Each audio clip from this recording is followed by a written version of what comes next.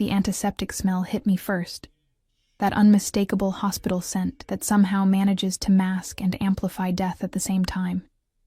My fingers trembled against the thin cotton blanket as another contraction rippled through me, leaving me gasping. The fluorescent lights above buzzed incessantly, a monotonous drone that matched the beeping of monitors surrounding my bed. "Just breathe, Elena," the nurse said mechanically, not bothering to look up from her clipboard. I was just another single mother to her. Another statistic. Another burden on the system. I closed my eyes, trying to focus on anything but the pain and the crushing loneliness. Marco had disappeared the moment I'd told him about the pregnancy, vanishing like smoke, leaving nothing but empty promises and a hollowed-out apartment. 7 months of silence. No calls, no texts. Nothing but the growing life inside me as evidence he'd ever existed at all. The contraction peaked, and I bit down on my lip until I tasted blood. I wouldn't scream. I wouldn't give anyone the satisfaction of seeing me break. "We need your emergency contact information," another nurse said, materializing beside me with yet another form. Her scrubs were decorated with cartoon animals, an attempt at cheerfulness that felt like mockery in this sterile room. "There's no one," I whispered, the words scraping my throat. "Just put me down." She frowned, tapping her pen against the clipboard.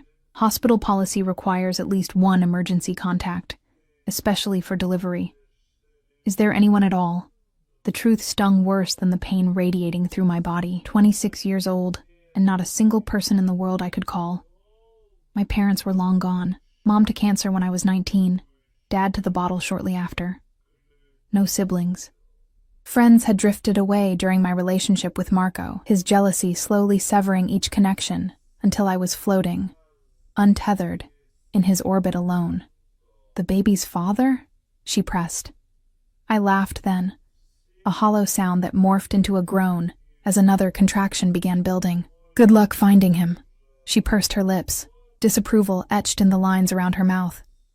"We'll need his information for the birth certificate, Ms. Russo." "Marco Vittori," I said through gritted teeth. "That's all I know. It wasn't serious." The lie tasted bitter. To me, it had been everything. Until it wasn't. The nurse scribbled something down. "Any idea where he might be?" I shook my head, sweat-dampened hair sticking to my forehead. "He worked for some import company. Said his boss was demanding." Another lie. I'd seen the tattoos Marco tried to hide, noticed the way he'd take calls at odd hours, stepping outside regardless of weather or time. I wasn't stupid, but I'd been lonely, and he'd been beautiful. And sometimes that's all it takes for someone like me to ignore the warning signs. When the next contraction hit, something felt different. The pressure intensified, and I heard myself cry out. "She's ready," the first nurse called out. "Get Dr. Moretti." The next hours blurred into a haze of pain, clinical instructions, and my own desperate prayers to a God I wasn't sure I believed in anymore. When my daughter finally arrived, her angry cries filling the delivery room, the emptiness inside me was suddenly replaced by something I couldn't name, something fierce and terrifying in its intensity. "She's perfect," the doctor said, placing her tiny, squirming body on my chest. I looked down at her, this small, red-faced stranger with a shock of dark hair, and felt my world tilt and resettle on a new axis. "Sophia," I whispered, the name I'd chosen months ago finally finding its owner. After they took her to be cleaned and measured, I drifted in and out of consciousness, the exhaustion of 26 hours of labor finally claiming me. I dreamed of Marco, not as he was at the end, cold and distant, but as he'd been in the beginning, laughing as we raced through summer rain to reach the shelter of a cafe awning. I woke to raised voices in the corridor outside my room. "Sir, visiting hours don't begin until... move."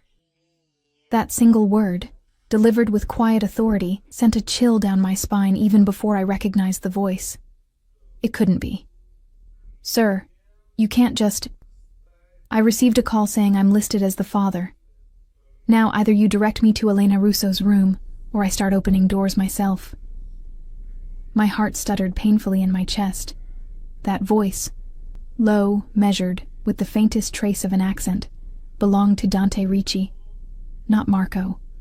Dante. I'd only met him once, at a restaurant opening where I'd been working as a waitress. Marco had frozen when he'd walked in, surrounded by men in expensive suits, their vigilant eyes constantly scanning the room. "That's him," Marco had whispered, a mixture of fear and reverence in his voice. "The boss." Dante Ricci had sat at the best table, barely glancing at the menu before ordering in perfect, formal Italian. Throughout the night, people had approached his table, some nervous, others attempting casual confidence, and each time, they'd left looking either relieved or devastated. I'd been assigned to his section, and despite my best efforts to remain professional, I'd felt his dark eyes following me throughout the evening. As I'd served his espresso, he looked up at me, really looked, for the first time. "What's your name?" he'd asked, his voice like aged whiskey, smooth with a burning finish. "Elena," I'd answered, focusing on the cup to keep my hands from shaking. "Elena," he'd repeated, as if testing how it felt on his tongue. "You're new here." It wasn't a question, but I'd answered anyway. "Yes, sir.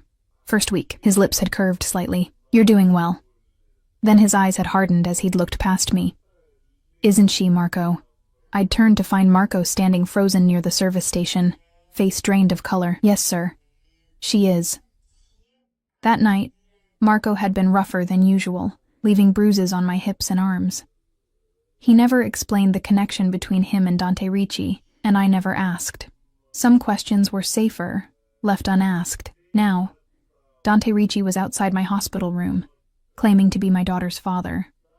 The door swung open, and he filled the frame, tall, broad-shouldered, dressed in a suit that probably cost more than 6 months of my rent. His dark hair was cropped short at the sides but longer on top, and a neatly trimmed beard accentuated his sharp jawline. He looked exactly as I remembered, except for the dangerous glint in his eyes. Behind him stood 2 men, one lean and watchful, the other built like a concrete wall. Security, of course. Dante's gaze swept the room before landing on me, propped up against hospital pillows, probably looking like death warmed over. "Leave us," he said quietly, not turning around. The men disappeared, the door clicking shut behind them. For a long moment, neither of us spoke. I couldn't read his expression. It was carefully, deliberately blank, giving away nothing. But there was tension in his shoulders, in the controlled way he breathed. "There's been a mistake," I finally said, my voice hoarse. "I don't know why they called you." He moved further into the room, each step measured and deliberate. "No mistake," I checked. Fear coiled in my stomach. "That's impossible." "Is it?" He reached into his suit jacket, removing a folded document. "According to this preliminary birth certificate, I'm listed as the father of Sofia Russo, born at 3:47 this morning." He glanced at his watch. Approximately 5 hours ago. My mind raced, trying to make sense of the situation. "I never put your name down. I told them Marco Vittori worked for me." He cut in, his voice hardening on Marco's name. "Until he disappeared 7 months ago, after stealing from me." The pieces suddenly clicked into horrible place. Marco hadn't just left me, he'd been running from Dante Ricci.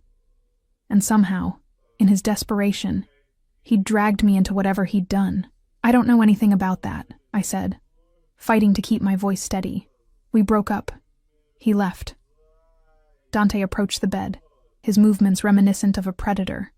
Unhurried, yet intentional. He stopped at the foot, studying me with those impenetrable dark eyes. Marco was many things. A thief, a liar, a coward. But apparently, he was smart enough to know what would happen if I found him. He set the document on the bed near my feet. So he did the one thing that might give him leverage. He made sure I'd be contacted when his child was born. "She's not your child," I said, anger momentarily overpowering fear. "And I don't know what Marco did, but it has nothing to do with me or my daughter." Something flickered in Dante's eyes. Amusement, perhaps, or appreciation for my defiance. "The birth certificate says otherwise, Elena." The way he said my name sent an involuntary shiver down my spine. "That can be changed. It's just paper." He smiled then, a cold expression that didn't reach his eyes.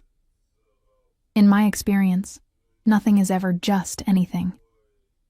He moved to the side of the bed, close enough that I could smell his cologne. something expensive and subtle, sandalwood and amber. Where is Marco? I don't know, I answered truthfully. I haven't seen or heard from him since I told him about the pregnancy. He cleaned out our apartment while I was at work and disappeared. Dante studied me, and I had the unsettling feeling he was cataloging every micro-expression, every blink, every shallow breath, looking for lies. You expect me to believe he never contacted you? Never told you what he did? I met his gaze directly. I don't care what you believe. It's the truth. Before he could respond, the door opened, and a nurse entered, pushing a small transparent bassinet. Time for feeding, Mom, she said cheerfully, then froze when she noticed Dante. Oh, you must be the father. Congratulations. Her eyes darted between us, clearly sensing the tension but professional enough not to comment. Dante turned toward the bassinet, and I saw his expression change. So subtly I might have imagined it, as he looked at Sophia for the first time. Something softened in his face, just for a moment, before the mask slipped back into place. I'll leave you three alone, the nurse said, transferring Sophia to my arms before hurrying out, the door closing with a soft click behind her. Sophia squirmed against me, her tiny face scrunching up as she began to fuss. Instinctively, I adjusted her, cradling her head as I tried to position her to feed. The hospital gown was awkward, and my hands were trembling. Here, Dante said unexpectedly, reaching for a pillow at the foot of the bed. He placed it under my elbow, providing support. When I looked up in surprise, his face was unreadable again. Sophia latched on, and the room fell silent except for her soft suckling sounds. I was acutely aware of Dante watching us, his presence filling the small room like smoke, impossible to ignore. She has your coloring, he finally said, his voice lower than before. And Marco's eyes, I replied without thinking, then immediately regretted mentioning his name again. Dante's jaw tightened visibly. For your sake. I hope that's all she inherited from him. The implied threat hung in the air between us. I pulled Sophia closer protectively, wincing slightly at the movement. What do you want? I asked, exhaustion suddenly crashing over me. Why are you really here? He didn't answer immediately, instead moving to the window to look out at the gray morning sky. When he finally spoke, his back was still to me. Marco took something that belongs to me. Something irreplaceable. He turned, his gaze falling on Sophia, and now, it seems, he's given me something in return. My blood ran cold. She's not a thing. She's not something to be traded or used as leverage. No, he agreed, surprising me. She's not. But according to every legal document that currently exists, she is my daughter. He stepped closer again. And I protect what's mine, Elena. Always. The possessiveness in his voice should have repulsed me. Instead, it sent a treacherous warmth spreading through my chest. The dangerous allure of protection after months of vulnerability. This is insane, I whispered, more to myself than to him. You can't seriously intend to... What, claim a child that isn't yours? Can't I? His smile was razor sharp. I've already made arrangements for private rooms for both of you. When you're discharged, a car will be waiting. Panic clawed at my throat. I'm not going anywhere with you. Consider your options carefully, Elena, he said, his tone maddeningly reasonable. You have no home. The lease on Marco's apartment expired months ago. No savings. I checked your accounts. No family, a newborn daughter. And now, a connection to me that Marco ensured would be documented and official. He leaned closer. Do you really think you'd be safer on your own? The truth of his words hit me like a physical blow. I'd been so focused on getting through the pregnancy day by day that I hadn't fully confronted the reality of what came after. My meager savings had been depleted by medical bills, not covered by my inadequate insurance. I'd been staying with a coworker, sleeping on her couch, but that was temporary. Sophia had fallen asleep at my breast, her tiny face peaceful, unaware of the dangerous game being played around her. Why would you want this? I asked, genuine confusion mixing with fear. She's not your responsibility. Something dark and unfathomable passed behind his eyes. Perhaps I'm curious to see what Marco thought was so valuable he'd risk using my name. He reached out, one finger gently touching Sophia's tiny fist where it rested against my skin. Or Perhaps I simply don't appreciate being manipulated, and this is the most effective way to draw him out. I pulled back instinctively, and his eyes narrowed at the movement. "You have until tomorrow morning to decide," he said, straightening and adjusting his cuffs. "Either way, I'll be back." He moved toward the door, then paused, looking back over his shoulder. "For what it's worth, Elena, I'm sorry you've been caught in the middle of this. It was never about you." The door closed behind him with a quiet finality, leaving me alone with my daughter and an impossible choice. Outside my window, rain began to fall, droplets racing down the glass like tears. I looked down at Sophia, sleeping peacefully against me, unaware that in her first hours of life, she had already become a pawn in a game I didn't understand. What I did understand was the look in Dante Ricci's eyes when he'd seen her. That momentary softening, that flicker of something almost human. And I understood with terrifying clarity that I would do anything, make any deal, accept any terms, to keep my daughter safe, even if it meant belonging to the devil himself. Morning arrived with harsh clarity, sunlight streaming through the blinds I'd forgotten to close. Sophia stirred against my chest where she'd slept after her dawn feeding, her tiny breaths warm against my skin. I hadn't slept, couldn't sleep, with Dante Ricci's ultimatum hovering over me like a guillotine blade. A soft knock preceded the door opening, revealing not a nurse but a woman in a tailored charcoal suit, her dark hair pulled back in a severe bun. Her eyes, sharp and assessing, reminded me of Dante's in their calculation. "Ms. Russo," she said, her voice clipped and professional. "I'm Alessandra Vega, Mr. Ricci's personal assistant." Of course he hadn't come himself. Men like Dante Ricci delegated ultimatums. "He sent you to collect my answer," I said flatly, adjusting Sophia as she began to fuss. Alessandra's expression remained neutral. "Mr. Ricci sent me to facilitate your transfer to private accommodations, regardless of your decision." She gestured to a sleek leather overnight bag she carried. "I've brought some essentials for you and the baby." "And if I refuse to go?" Her perfectly arched eyebrow rose slightly. "Mr. Ricci suggested I remind you that you currently have nowhere else to go, and that the hospital is discharging you today." She checked her watch. "In approximately 3 hours." My stomach twisted. She was right. The doctor had signed my discharge papers that morning. My co-worker's couch was no longer available. She'd texted last night that her boyfriend was moving in sooner than expected. "This is kidnapping," I said, the words sounding hollow even to my own ears. "Is it?" Alessandra set the bag down and removed a manila folder. "These are copies of Sophia's birth certificate, listing Mr. Ricci as the father. Also included is temporary guardianship paperwork, which only requires your signature."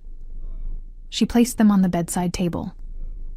"Mr. Ricci is offering you safe accommodation, medical care, and financial support for both you and your daughter. He's not forcing you to accompany him, merely making it the most logical choice." The calm rationality in her voice made the situation even more surreal, as if being claimed by a mafia boss was simply a business arrangement. "Why is he doing this?" I asked, desperate for something to make sense. "We both know Sophia isn't his." Something flickered across Alessandra's face, not quite sympathy, but a momentary crack in her professional veneer. "Mr. Ricci has his reasons. It's not my place to question them." Sophia began to cry in earnest now, her tiny face reddening. I rocked her automatically, the movement already becoming instinctive after just one day. "The private suite has a full nursery attached," Alessandra continued. "Mr. Ricci has arranged for a pediatrician to be on call and a postnatal nurse to assist you." She paused, watching me soothe Sophia. "The alternative is leaving here alone with a newborn, and nowhere to go." Put that way, there wasn't really a choice at all.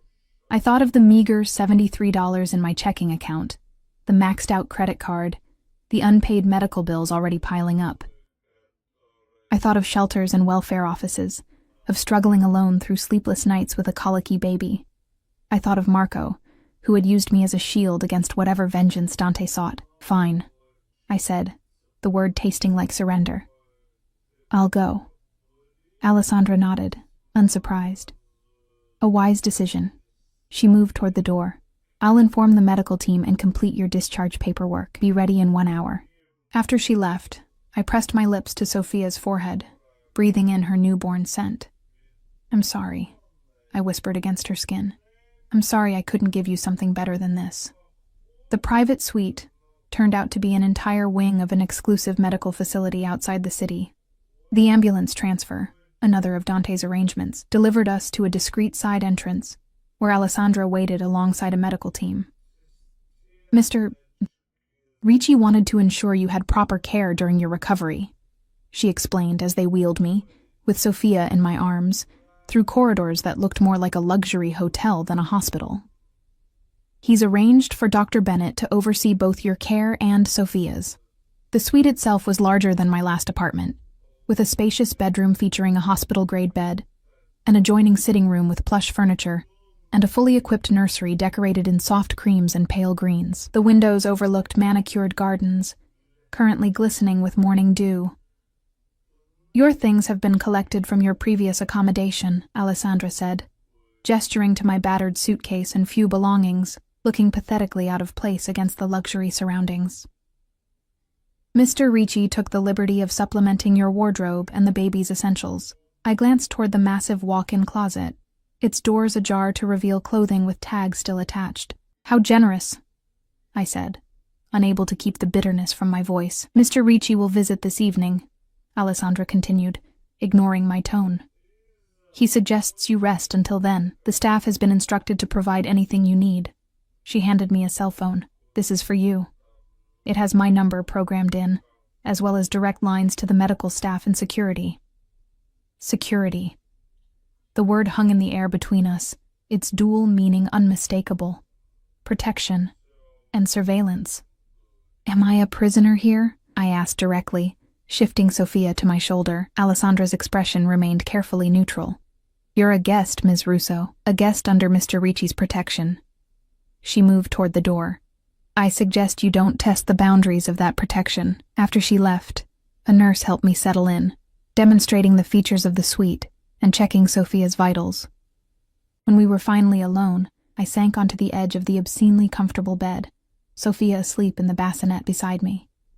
"What have we gotten ourselves into?" I whispered. The hours passed in a haze of feeding, changing, and brief, fitful naps. Despite the luxury surrounding me, I couldn't relax, constantly aware of the cameras I'd spotted in the corners of each room. Except, thankfully, the bathroom and bedroom. As twilight descended, bathing the room in golden light, I heard voices in the corridor outside. One female, likely Alessandra, and one unmistakably male. My pulse quickened as the door opened, revealing Dante Ricci. He'd exchanged yesterday's formal suit for dark trousers and a charcoal sweater that did nothing to diminish his commanding presence. His eyes swept the room before settling on me, sitting in the nursery rocker with Sophia cradled against my chest. "Leave us," he said to Alessandra, without looking at her. The door closed silently behind him. For a moment, he simply stood there, watching us with an unreadable expression. Then he moved forward, his steps soundless on the plush carpet. "How are you feeling?" he asked, his voice lower than I remembered. "Physically or emotionally?" I responded, the words sharper than intended. The corner of his mouth lifted slightly. "Both." I shifted Sophia to my other arm, buying time. "Physically, like I just pushed a human being out of my body. Emotionally, like I've been maneuvered into a corner by someone I barely know." "Fair enough," he conceded, surprising me. He moved closer, his gaze dropping to Sophia. "May I?" The request was unexpected, as was the hesitation in his voice. I found myself nodding, carefully transferring my daughter into his arms.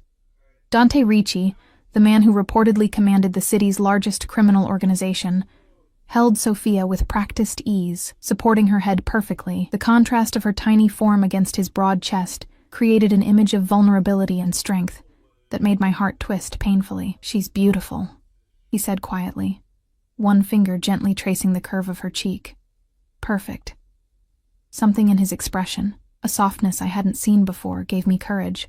"Why am I here, Dante? Really?"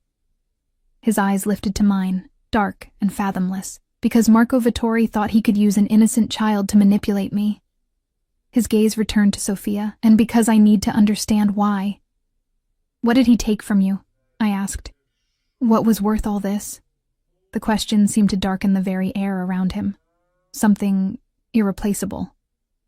He carefully placed Sophia in her bassinet, his movements gentle despite the tension radiating from him. Family heirloom, a ring that belonged to my mother. The simple explanation felt incomplete, insufficient to explain the elaborate scenario he'd constructed. A ring? All this for a ring? His jaw tightened. Not just any ring, the last thing she gave me before she died. He turned away, moving to the window. It was a message. Taking that specific item. Marco worked for me for 3 years. He knew what it meant. I watched his reflection in the glass, the controlled anger in his posture. I'm sorry, I said softly. About your mother's ring. He glanced back at me, surprise flickering across his features. You believe me? It wasn't a question, but I answered anyway. I believe someone hurt you, and you're trying to make it right in the only way you know how. I gestured around the room, even if your methods are extreme. A ghost of a smile touched his lips. Extreme is subjective. He turned fully to face me. I've had men searching for Marco for 7 months. Nothing. Then suddenly my name appears on a birth certificate. His eyes narrowed slightly. A message, don't you think? The implication sent a chill down my spine. You think I'm involved, that I'm helping him. Are you? No, I said firmly. Marco abandoned me the day I told him I was pregnant. Emptied our joint account, took everything of value from our apartment. I haven't heard from him since. The memory still stung. The humiliation of returning to an empty apartment. The panic of realizing I had been left with nothing. If I knew where he was, I'd tell you. Not for you. For me.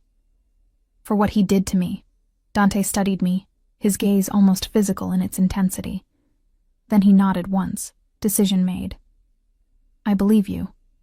Relief washed through me, though I wasn't entirely sure why his belief mattered. So what now? I asked. You keep us here indefinitely, waiting for Marco to make contact? You'll stay under my protection until the situation is resolved, he said, the finality in his tone brooking no argument. In the meantime, you'll want for nothing, neither will Sophia. And if Marco never comes back, something dangerous flashed in his eyes. He will. Men like Marco always make the same mistake. They think they're smarter than they are. He moved closer again, close enough that I could smell his cologne. But to answer your question, if he doesn't return, arrangements will be made for your future security. Our future cage, you mean, I said, unable to keep the bitterness from my voice. His expression hardened. You misunderstand me, Elena. I'm not your enemy. You're not my friend either. No, he agreed, his voice lowering. I'm not. The weight of his gaze made my skin prickle with awareness. There was something undeniably magnetic about him, a gravity that pulled at me despite every logical warning bell clanging in my mind. Sophia stirred in her bassinet, breaking the tension. Dante stepped back, creating distance between us. Rest, he said, moving toward the door. We'll speak again tomorrow. As he reached for the handle, I found my voice again. The birth certificate. Will you have it corrected? He paused, looking back at me with an unreadable expression. No, he said simply. For now, it serves a purpose. His eyes drifted to Sophia's sleeping form, and perhaps in time it will become truth enough. The door closed behind him, leaving me with the unsettling feeling that I'd just agreed to something far more complicated than temporary protection. Days bled into weeks with unsettling ease.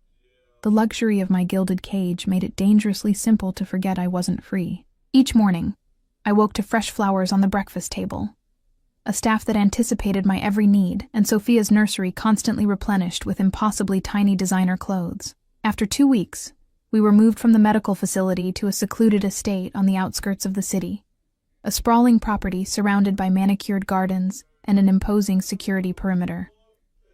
My suite occupied the east wing, with floor-to-ceiling windows overlooking a private garden. The rooms were elegant without being ostentatious, clearly designed for comfort rather than show. Sophia had her own nursery, a magical space painted with delicate woodland scenes that seemed to shift in the changing light. Dante visited daily, always arriving at precisely 6 o'clock. Always alone. Our interactions followed a strange, unspoken choreography. He would inquire about our needs, hold Sophia with that same surprising gentleness, and occasionally share a meal with me. He never stayed longer than an hour, and he never spoke of Marco or the circumstances that had brought us there, until tonight. "She's growing quickly," Dante observed, watching as I settled Sophia after her evening feeding. 4 weeks old now. She was already showing signs of personality. Stubborn and vocal, with a gaze that seemed too aware for her age. "The pediatrician says she's ahead on her development charts," I replied, unable to keep the pride from my voice. Despite everything, Sophia was thriving, and she had become my entire world. She's strong, like her mother. The unexpected compliment caught me off guard.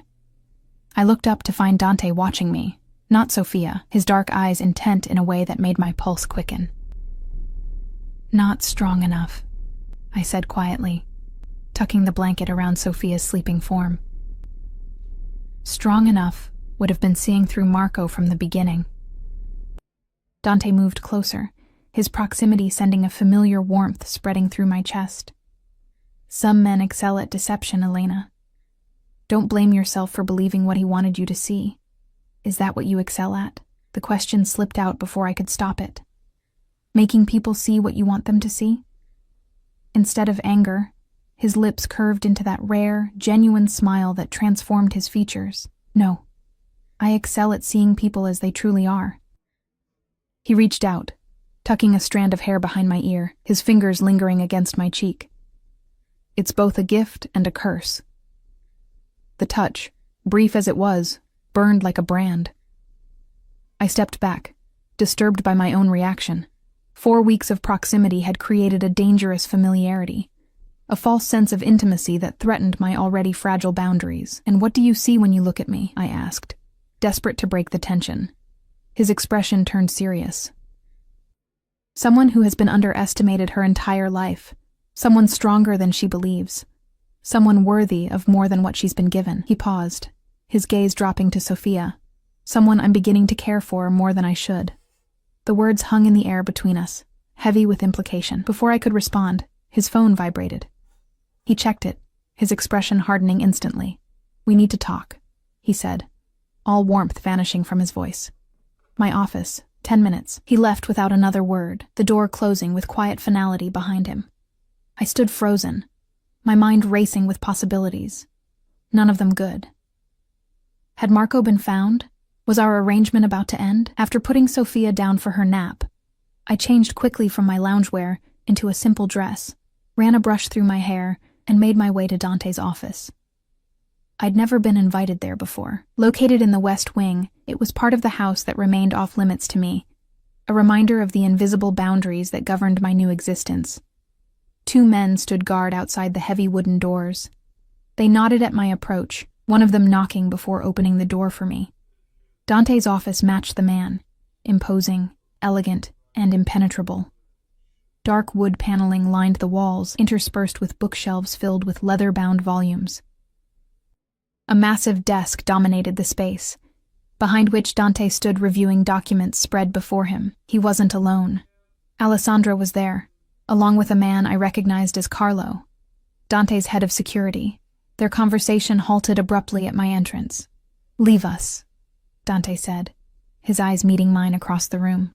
Alessandra and Carlo exited silently, closing the door behind them. "What's happened?" I asked, fighting to keep my voice steady. Dante gestured to one of the chairs across from his desk. "Sit." I remained standing. "Tell me what's going on." His jaw tightened at my defiance, but something like approval flickered in his eyes. "Marco has made contact." The words hit me like a physical blow. Despite everything, hearing his name spoken aloud, knowing he was out there, aware of our situation, made the room tilt momentarily.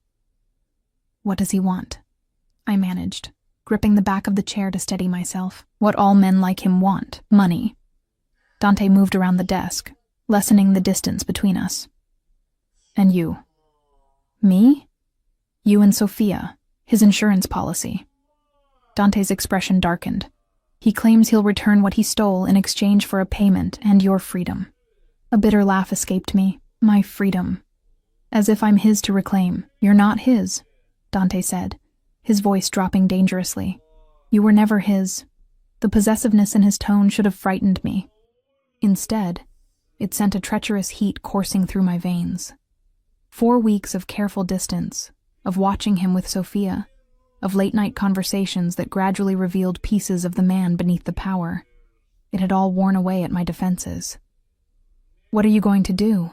I asked, fighting to focus on the immediate danger rather than my conflicted emotions. Spring the trap. Dante moved to a sideboard and poured 2 glasses of amber liquid. He offered one to me. He wants a meeting. Just the 2 of us. At a location of his choosing, I accepted the glass, needing something to hold on to. It's a setup. Of course it is. He took a sip, watching me over the rim of his glass, but it's also an opportunity to get your mother's ring back. Something flashed across his face. Surprise, perhaps, that I remembered that detail. Yes. And to end this, the implication in those 4 words chilled me. You're going to kill him. It wasn't a question, but Dante answered anyway. I'm going to do what's necessary to ensure the safety of what's mine. His eyes held mine, and despite what you might think of me, Elena, I don't make that claim lightly. I drained my glass, welcoming the burn of expensive whiskey down my throat. When? Tomorrow night. Fear gripped me, not for Marco, whose fate I found I cared little about, but for Dante. The realization was startling in its clarity. Somewhere in the past 4 weeks, my captor had become something else. Something I wasn't ready to name. It could be a trap, I said, setting my glass down on his desk with a sharp click. He could be working with someone, planning to ambush you. A cold smile touched Dante's lips. Let him try. And if something happens to you, what happens to us? The question revealed more than I intended, exposing the dependency that had formed like invisible chains. Dante stepped closer, close enough that I could feel the heat radiating from his body. Nothing will happen to me. He reached out, his fingers tracing the line of my jaw. But your concern is noted. It's not concern, I lied, hating the breathless quality of my voice. It's self-preservation. Is it? His thumb brushed across my lower lip, the touch sending electricity sparking through me. Tell me something, Elena. In these weeks you've been here, have you felt unsafe, threatened, mistreated in any way? The truth was shameful in its simplicity. No. No, he repeated, satisfaction evident in his tone. Because despite what brought you here, your well-being, and Sophia's, has always been my priority. His hand dropped to my shoulder, then slid down my arm, leaving heat in its wake. Whatever Marco might have told you about me, know this.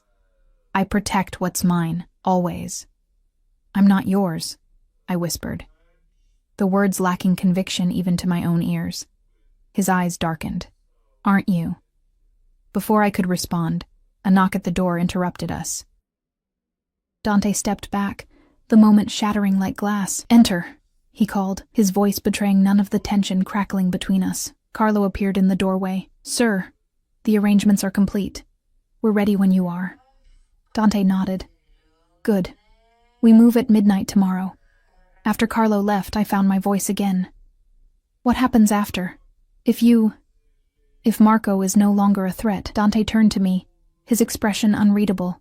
That depends on you. On me? On what you want. He moved to the window, looking out at the gathering darkness. The birth certificate can be amended. You'll be provided for, of course. A home, financial security, whatever you need to build a life for yourself and Sophia. He paused. Or you can stay. The simplicity of the choice belied its complexity. Stay as what? Your prisoner? Your charity case? As mine, he said quietly, turning to face me. In every way. The implication stole my breath. You can't be serious. I'm always serious, Elena, especially about this. He closed the distance between us again. These weeks have shown me something I didn't expect to find, something I didn't know I wanted until you appeared in my life. A ready-made family? I asked bitterly. A woman and child you can control. Anger flashed in his eyes, quickly controlled.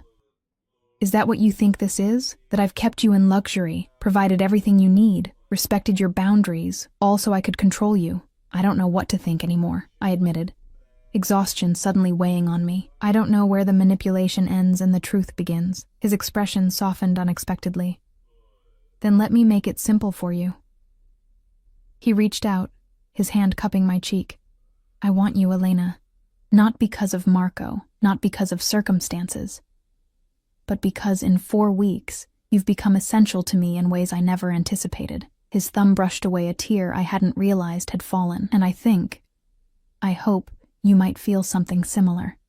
The vulnerability in his admission, so at odds with the powerful man I'd come to know, cracked something open inside me. Even if I did, I whispered. How could I ever know it was real, that it wasn't just Stockholm Syndrome, or gratitude or fear? Because I'll give you a choice, he said simply. After tomorrow, regardless of the outcome, you'll be free to leave. With my protection and support, but free. His hand dropped from my face, and then, if you choose to return, it will be because you want to. Because this, us, is what you truly desire. The offer stunned me into silence. Freedom, the one thing I'd believed he would never grant, offered freely. Before I could respond, Sophia's cry echoed through the baby monitor I carried. The sound broke the spell between us, pulling me back to reality. I should go to her, I said, taking a step back. Dante nodded, his expression closed once more. Of course. At the door, I paused, looking back at him. Be careful tomorrow. A ghost of a smile touched his lips. Always am.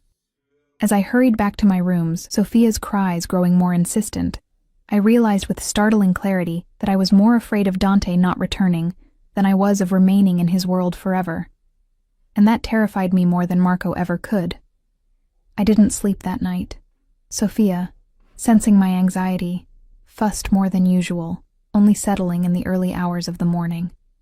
I paced the nursery with her against my shoulder, whispering reassurances I didn't believe myself. Outside, rain lashed against the windows, the weather reflecting the storm inside me. Dawn brought no clarity. I moved through the day in a daze, mechanically attending to Sophia while my mind raced with possibilities, each darker than the last. Dante was nowhere to be seen. Alessandra informed me he was attending to business when I casually inquired during lunch. By evening, the house had taken on an eerie quietness, the usual staff conspicuously absent. Only Sophia's nursemaid remained, along with 2 security guards stationed outside my suite. The sense of impending danger hung in the air like a gathering storm. I had just put Sophia down for her evening nap when the door to my sitting room opened without a knock. Dante stood in the doorway, dressed entirely in black, tailored trousers, a lightweight sweater that did nothing to conceal the power of his build, and a jacket that hung with suspicious weight on one side. His expression was unreadable, but tension radiated from him in almost visible waves. You're leaving now, I said quietly, moving away from the bassinet to avoid waking Sophia. He nodded once, his dark eyes scanning my face as if committing it to memory. The meeting is set for midnight. Where? Safer if you don't know. He stepped further into the room. I've increased security here. No one enters or leaves until I return. Fear tightened my chest, not for myself, but for him. Dante, don't, he interrupted softly. Whatever you're about to say, don't say it out of fear or uncertainty. I closed my mouth, suddenly unsure of what I had been about to confess. He moved closer, close enough that I could smell his cologne mingled with something metallic and dangerous. If this goes sideways, he said, voice low. Alessandra has instructions. You and Sophia will be taken care of. I don't want to be taken care of, I replied, my voice stronger than I expected. I want you to come back. Something softened in his expression, a momentary glimpse of the man beneath the armor he'd been constructing all day. His hand came up to cup my cheek, his touch gentler than it had any right to be. I will, he promised, though we both knew it wasn't entirely his to promise. Before I could respond, He closed the distance between us, his lips capturing mine in a kiss that felt like both a beginning and a potential ending. I responded instantly, my body betraying what my mind had been fighting for weeks. His arm wrapped around my waist, pulling me against him as the kiss deepened, becoming something desperate and hungry and full of unspoken words. When he finally pulled away, his breathing was as ragged as mine. "That," he said, his forehead resting against mine, "is why I'll come back." Then he was gone, leaving only the phantom pressure of his lips and the scent of him lingering in the air. I stood frozen, fingers pressed to my mouth, emotions warring within me. The kiss had shattered the last of my illusions. I had fallen for the man who had claimed me and my daughter as his own. Fallen for a man who was, at this moment, heading into danger because of us. Outside, I heard car engines start, then fade into the distance. The silence that followed was deafening. Hours crept by with excruciating slowness. I fed Sophia, bathed her, sang her to sleep. Normal activities that felt surreal against the backdrop of what was happening beyond these walls. Every time my phone buzzed, my heart stopped. But it was never news, just Alessandra checking in, her messages becoming increasingly terse as midnight approached and passed. At 1:17 a.m., the security system's alarm blared to life, the sudden noise making me jolt. Sophia woke, crying in protest. I scooped her up instinctively, heart pounding as I heard shouting and running footsteps in the corridor outside. My door burst open, revealing Carlo, Dante's head of security. Blood stained his shirt collar, and his expression sent ice through my veins. "We need to move you. Now," he ordered, already crossing to the closet and pulling out a small bag. "What's happened?" I demanded, clutching Sophia tighter as her cries escalated. "Where's Dante?" Carlo didn't look at me as he threw some of my clothes and Sophia's necessities into the bag. "Compromised location. Possible security breach here." He zipped the bag shut with unnecessary force. "We're following protocol. Tell me what happened to Dante," I insisted, not moving despite his obvious urgency. Carlo finally met my gaze, his expression grim. "Ambush. Multiple hostiles." He checked his watch. "Mr. Ricci ordered immediate evacuation of primary assets if communication was lost for more than an hour." Primary assets. The clinical term cut through me like a blade. "Is he dead?" "Unknown," Carlo answered, his professional mask slipping just enough to reveal his own concern. Last communication indicated he was pinned down but operational. Operational. These cold, militaristic terms for the man who had kissed me goodbye hours ago. "I'm not leaving without knowing," I stated firmly, even as fear threatened to choke me. "You don't have a choice, Ms. Russo." Carlo's hand moved to his sidearm, not threatening, but a clear reminder of who was in charge. "Mr. Ricci's standing orders are explicit. You and the child are to be moved to the secondary location immediately." The sound of more footsteps in the hallway prevented further argument. 2 more security men appeared, their expressions equally grim. "Perimeter breach confirmed," one of them reported. "North gate. 2 vehicles." Carlo cursed under his breath. "Move. Now." What followed was a blur of motion. Someone handed me a coat. Someone else took Sophia momentarily while I put it on. Carlo led us not through the main corridor, but through what appeared to be a service passage, dimly lit and narrow. Sophia, somehow sensing the danger, had quieted against my chest, her tiny fingers clutching my shirt. We emerged into the garage beneath the house, where a nondescript SUV with tinted windows idled. Carlo opened the back door, revealing a car seat already installed. "Get in. Secure the child. Say nothing until we're clear," he instructed, scanning the garage with watchful eyes. I complied, hands trembling as I strapped Sophia into the seat. Carlo took the wheel, another security man riding shotgun, weapon drawn and resting on his knee.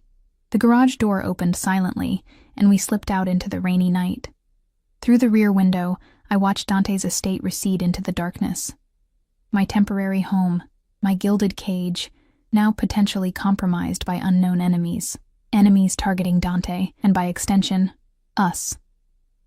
We drove in tense silence, following a convoluted route through the outskirts of the city. Sophia, exhausted by the disruption to her routine, eventually drifted to sleep, unaware of the danger surrounding us. I envied her innocence, her ability to trust that she would be protected.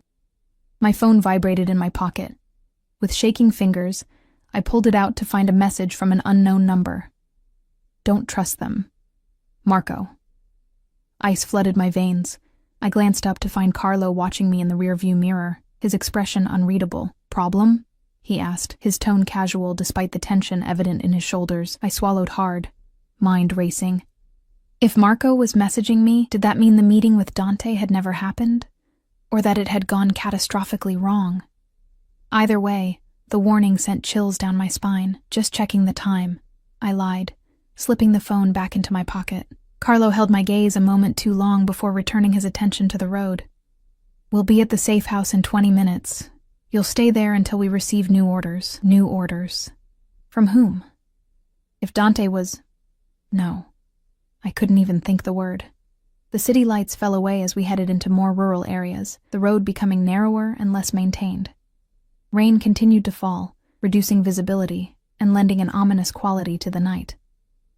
Occasionally, Carlo would make an abrupt turn or double back, ensuring we weren't being followed. My phone vibrated again. Under the pretense of checking on Sophia, I angled my body away from the front seats and quickly glanced at the screen. They're taking you to him, not away. Get out now. Last chance. A cold certainty settled in my stomach. Something wasn't right. Carlo's evasiveness, the urgency of the evacuation despite no visible threat at the house, the circuitous route, all of it felt wrong.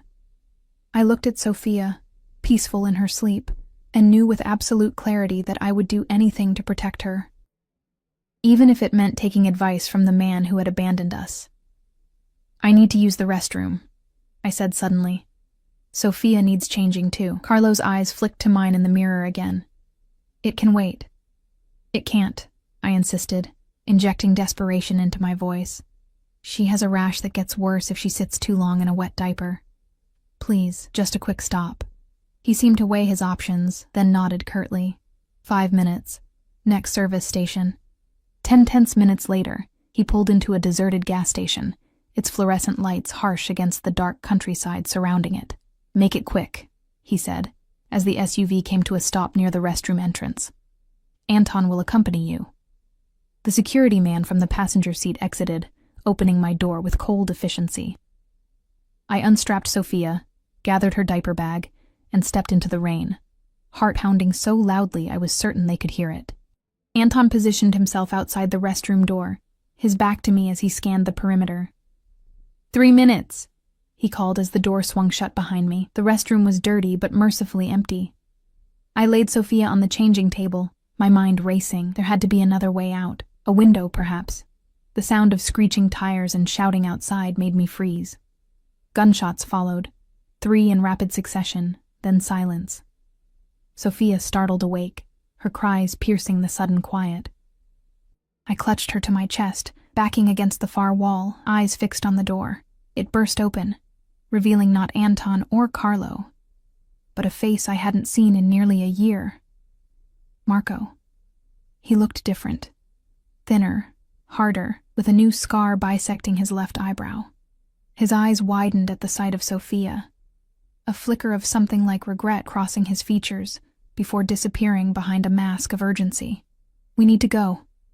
Now, he said, reaching for my arm. I recoiled instinctively. Don't touch me. Frustration crossed his face. Elena, there's no time. They weren't taking you to a safe house. They were delivering you to the Varga family. Dante's rivals. He's been compromised. Why should I believe you? I demanded, even as doubt crept in. You abandoned us. To protect you, he insisted, glancing nervously toward the door. I stole from Dante, yes, but when I realized he'd never stop hunting me, I tried to make a deal. Use his name on the birth certificate. Make him think he could use you to get to me. His expression hardened. I never thought he'd actually claim you both. Keep you. Sophia's cries grew more insistent. Outside, I heard more cars arriving. We need to leave, Marco pressed. I have a car behind the building. We can be across state lines by morning. The choice before me was impossible. Trust the man who had abandoned me, or return to those who claim to protect me but might be betraying Dante. And underneath it all, the terrifying uncertainty of whether Dante was even alive. "Where is he?" I asked, my voice barely audible over Sophia's cries. "Where's Dante?" Something like jealousy flashed across Marco's features. "Does it matter?" "He's not who you think he is, Elena." "Neither are you," I countered. "Tell me." Marco checked his watch, desperation evident in his movements. "Last I heard, he was being held at the old Montesi warehouse. The Vargas want his territory, his operations." He reached for me again. "Now please, we need to—" "No," I said, the decision crystallizing with sudden clarity. "I'm not going with you." Anger replaced urgency on his face. "Don't be stupid. They'll kill you once they realize their plan failed." "Maybe," I conceded, clutching Sophia tighter as her cries subsided into hiccuping sobs. "But I'm not running away with a man who used me as collateral, who put his name on my daughter's birth certificate without my knowledge, who abandoned us when we needed him most." I straightened my spine, finding strength I didn't know I possessed. "I'd rather face whatever comes next on my terms." For a moment, I thought he might try to force us. Then, sirens sounded in the distance, growing closer. "You're making a mistake," he said, backing toward the door. "A deadly one." "Maybe," I repeated, "but it's my mistake to make." After he disappeared, I sank down against the wall, cradling Sophia against my chest. Through the window, I watched car lights flare and fade as Marco fled. Minutes later, new vehicles arrived, black SUVs with tinted windows, familiar in their ominous uniformity. The restroom door opened again, revealing Alessandra, her immaculate appearance incongruous against the dingy surroundings. "Are you hurt?" she asked, her eyes quickly assessing us both. I shook my head. "Carlo, dead," she confirmed without emotion. "Along with Anton. They betrayed Mr. Ricci." Hope flared painfully in my chest. "Dante's alive?" Something like approval flickered in her gaze. "Yes, injured but alive." She extended her hand. "He's asking for you." I took her hand, allowing her to help me up.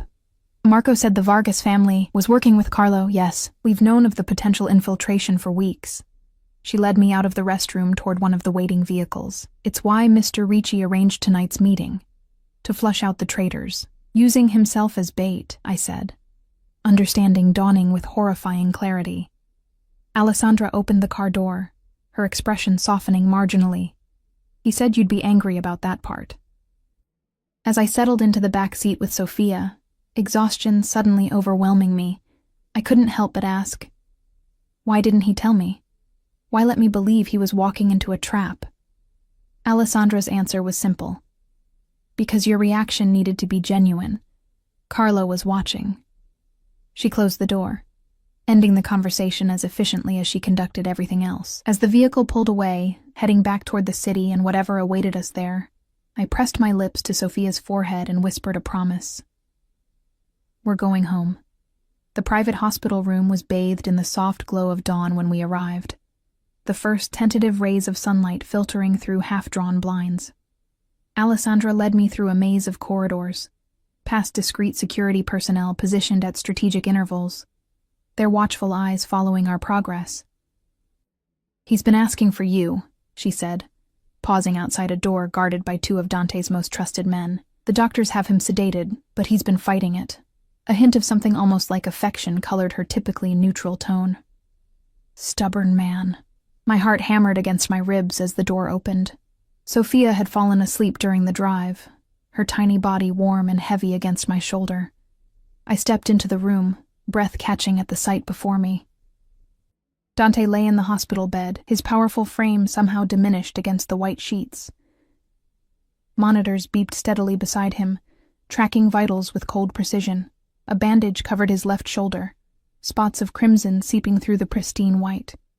Another wrapped around his ribs, visible beneath the thin hospital gown. His face bore a deep cut above his right eye, butterfly stitches holding the edges together. But he was alive, breathing, present.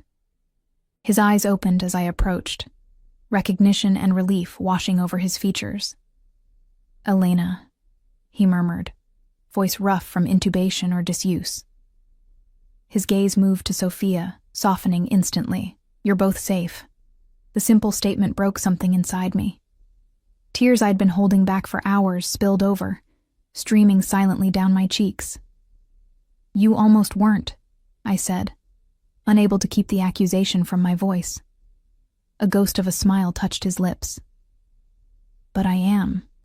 You should have told me, I insisted, moving closer to the bed. About Carlo, about the trap you were setting. Would you have let me go if you'd known? He asked, eyes never leaving mine, the truth caught in my throat. No. Exactly. He shifted slightly, wincing at the movement. And I needed to end this, for all of us. Sophia stirred against me, her tiny face scrunching with displeasure at being confined too long. Without thinking, I gently transferred her to the crook of Dante's uninjured arm. He accepted her with that now familiar expertise, his large hand cradling her head with infinite care. You met Marco, he said. Not a question, but a statement of fact. I nodded.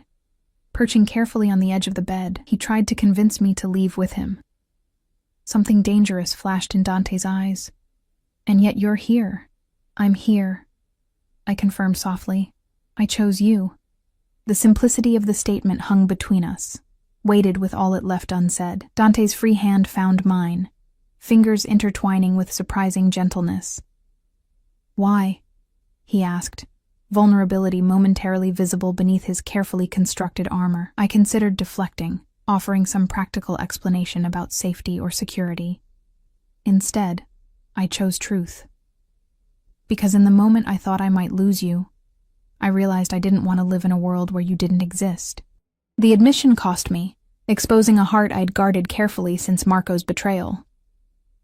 Because somewhere between being your captive and being your whatever I am now, I started to care for you, more than I should. His fingers tightened around mine. And what do you think you are to me, Elena? I don't know, I admitted.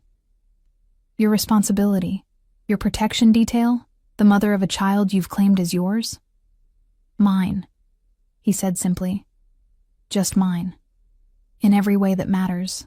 His gaze dropped to Sophia, sleeping peacefully against him. Both of you.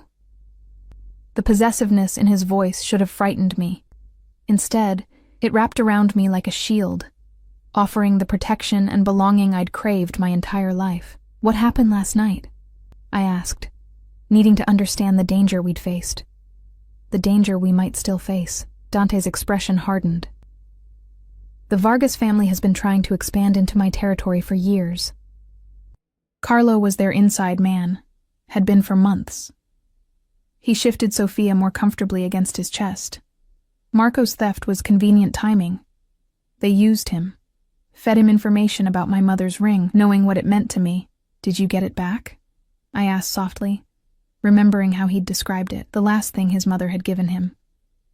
A genuine smile touched his lips. Yes. It was never about money for Marco. Just survival. When he realized the Vargas family planned to eliminate him after using him to get to me, he made a desperate play. His eyes met mine. Using you and Sophia, by naming you as Sophia's father, I said, understanding dawning. He thought it would give him leverage. He thought it would force me to negotiate. Dante corrected. What he didn't anticipate was that I would claim you both completely. His thumb stroked over my knuckles. Or that I would find something I never knew I wanted. Sophia made a small sound in her sleep, her tiny fingers curling against Dante's hospital gown. The sight of them together, this powerful, dangerous man holding my daughter with such tenderness, made my heart constrict painfully. What happens now? I asked, the question encompassing so much more than just our immediate future. Now, Dante said, his voice gaining strength. We end this properly. He met my gaze directly. The Vargas family has been dealt with. Their key players are either dead or have pledged loyalty to me. Marco has been given two choices: disappear permanently with enough resources to start over, or suffer the consequences of his betrayal. And us? I pressed, needing clarity after so much uncertainty. That depends on you. His expression turned serious. I made you a promise, Elena. Freedom, if you wanted it, a choice. His fingers tightened around mine. That promise still stands, though I'll admit the prospect of watching you walk away has become unthinkable. The raw honesty in his voice stripped away my remaining defenses. I don't want to leave, I whispered, the admission both terrifying and liberating. But I can't live in a cage either, no matter how gilded. Not a cage, he countered. A home, a family. His eyes searched mine. A partnership, if you'll have it. Partnership? I repeated, skepticism coloring my tone. You're not exactly known for sharing power, Dante. A genuine laugh escaped him, followed immediately by a wince as it pulled at his injured ribs. Perhaps not in business, but in this, with you, I'm willing to learn. His expression sobered. I want you by my side, Elena. Not behind me, not beneath me, beside me. The promise in those words, the future they offered, made my breath catch. And Sophia? His gaze dropped to the sleeping infant. I've already filed the paperwork to legally adopt her if you consent. She would be a Ricci in name and in protection. He looked up, vulnerability flashing briefly in his dark eyes. I would be her father in every way that matters. She's not your blood, I said, testing him, needing to be certain. Blood is overrated, he replied without hesitation. Family is about choice, about protection, about love. The last word hung between us, charged with meaning. I choose her. I choose you. The rest is just details. Tears blurred my vision again. When did the terrifying Mafia boss become a philosopher? His lips curved into that rare, genuine smile that transformed his features. When a stubborn, brave woman crashed into my life with a newborn daughter and refused to be intimidated. His hand left mine to brush a tear from my cheek. You changed everything, Elena, from the moment I saw you in that hospital bed, defiant despite your vulnerability. I was terrified, I admitted. I know, but you faced me anyway. Pride colored his voice. That's when I knew you were extraordinary. Sophia stirred again, her eyes fluttering open. She yawned, tiny fists stretching above her head before settling back against Dante's chest. Apparently content with her new pillow. She trusts you, I observed softly. Children have excellent instincts, he replied, pressing a gentle kiss to her forehead. Something we often lose as adults. I thought of Marco, how I'd ignored every warning sign, blinded by loneliness and his superficial charm. Then I thought of Dante, how despite the circumstances that brought us together, despite his dangerous world and controlling tendencies, I'd never truly feared him, not for myself, not for Sophia. What are you thinking? Dante asked, watching me with those perceptive eyes that seemed to see through every defense. That maybe it's time I trusted my instincts too, I answered honestly. His expression softened. And what are they telling you? I leaned forward, careful of his injuries, and pressed my lips to his in a gentle kiss that quickly deepened into something more profound. His hand came up to cradle the back of my neck, holding me to him with a tenderness that belied his strength. When we parted, both slightly breathless, I rested my forehead against his. They're telling me I'm already home. 3 months later, I stood in the garden of what was now truly our home, watching as autumn painted the leaves in fiery hues of gold and crimson. Sophia, growing stronger and more curious by the day, lay on a blanket beneath a maple tree, protected from the gentle breeze by the cashmere blanket Dante had insisted on buying her. Contemplating the universe, his voice came from behind me, arms wrapping around my waist as he pressed a kiss to the curve of my neck. I leaned back against him, savoring his warmth and strength. Just thinking about how much has changed. His hand splayed possessively across my stomach. Any regrets? I turned in his embrace, looking up into the face that had become my entire world. Not one. The dangerous man who had claimed us now wore his power differently around us, like a shield rather than a weapon. The world outside our gates still knew him as Dante Ricci, the formidable head of a criminal empire. But within these walls, he was simply ours, Sophia's adoring father, my passionate partner. I have something for you, he said, reaching into his pocket. Something I've been waiting to give you. He opened his palm, revealing a ring, platinum band with a single flawless diamond, elegant in its simplicity. "This isn't my mother's ring," he said, anticipating my question. "That belongs to Sophia now, for when she's older. This one is new, for you alone." My heart stuttered as he took my left hand. "Dante, I'm not asking for traditional vows or a conventional arrangement," he continued, his eyes never leaving mine. "Our beginning was too unusual for that. But I am asking for forever, Elena. On our terms." I looked past him to Sophia, contentedly batting at the mobile Dante had hung above her favorite outdoor spot. Then back to this man who had entered our lives like a storm and become our shelter. "Yes," I said simply, watching as he slid the ring onto my finger.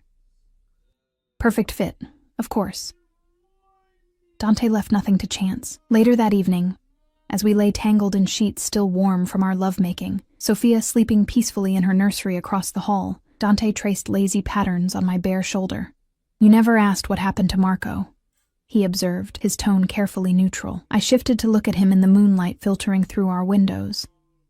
"I assumed you kept your word, gave him the resources to disappear." Dante's expression revealed nothing.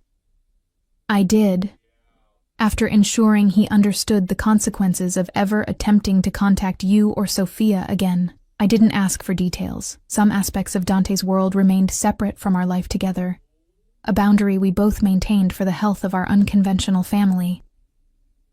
He's Sophia's biological father," I acknowledged quietly, "but he's not her dad." My hand found Dante's in the darkness. "You are, in every way that matters." His arms tightened around me, pulling me flush against the solid warmth of his body. "I protect what's mine," he murmured against my hair, repeating the words he'd spoken to me that first day in the hospital. "Always," I finished for him, understanding now that what had once sounded like a threat had always been a promise. Outside our window, the autumn wind rustled through leaves soon to fall. Within our walls, a family forged in unusual circumstances had found its own perfect balance of power and tenderness, protection and freedom, passion and peace. Not a fairy tale ending, perhaps,